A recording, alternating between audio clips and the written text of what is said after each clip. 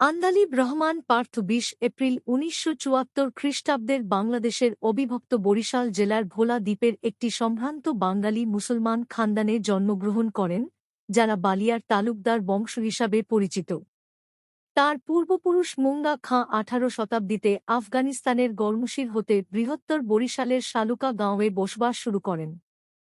মুঙ্গা খাঁর ছেলে শেখ মোহাম্মদ সম্ভবত মোগলদের রাজস্ব কর্মকর্তা ছিলেন, তাই সিকদার খেতাব লাভ করেছিলেন। ভোলার বালিয়া ও গজারিয়া এলাকায় খারিজা তালুক পেয়ে খানদানটি সালুকা হতে বালিয়ায় আসে। পার্থের বাবা নাজিউর রহমান মঞ্জুর ছিলেন বাংলাদেশের সাবেক মন্ত্রী, মুক্তিযোদ্ধা, ঢাকা সিটি কর্পোরেশনের মেয়র এবং বাংলাদেশ জাতীয় পার্টির প্রতিষ্ঠাতা চেয়ারম্যান। তার মা শেখ রেবা রহমান শেখ মুজিবুর রহমানের ভাইঝি ও শেখ ফজলুল করিম সেলিমের বোন। আন্দালিব রহমান পার্থ একজন বিশিষ্ট বাংলাদেশী রাজনীতিবিদ, শিক্ষাবিদ, আইনজীবী এবং সংসদ সদস্য। তিনি ২০ এপ্রিল ১৯৭৪ সালে জন্মগ্রহণ করেন।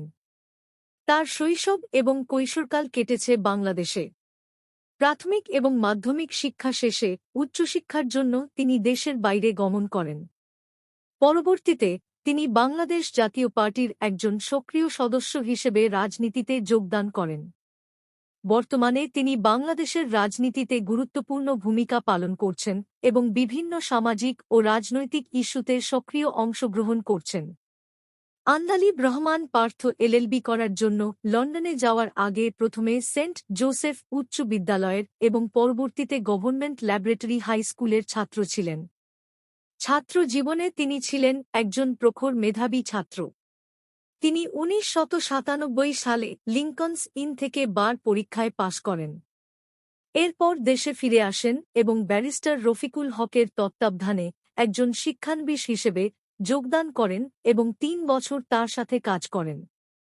বর্তমানে তিনি ঢাকায় আইনজীবী হিসেবে কাজ করছেন এবং ঢাকায় অবস্থিত ব্রিটিশ স্কুল অব ল এর অধ্যক্ষের দায়িত্ব পালন করছেন।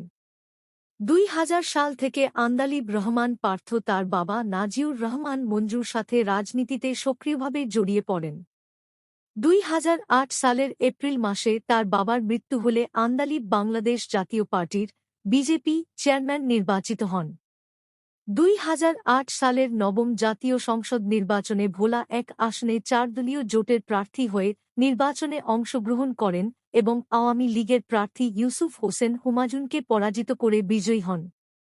তিনি ২০০৯ থেকে ২০১৪ পর্যন্ত সংস্থাপন মন্ত্রণালয় সম্পর্কিত সংসদীয় স্থায়ী কমিটি সদস্য ছিলেন।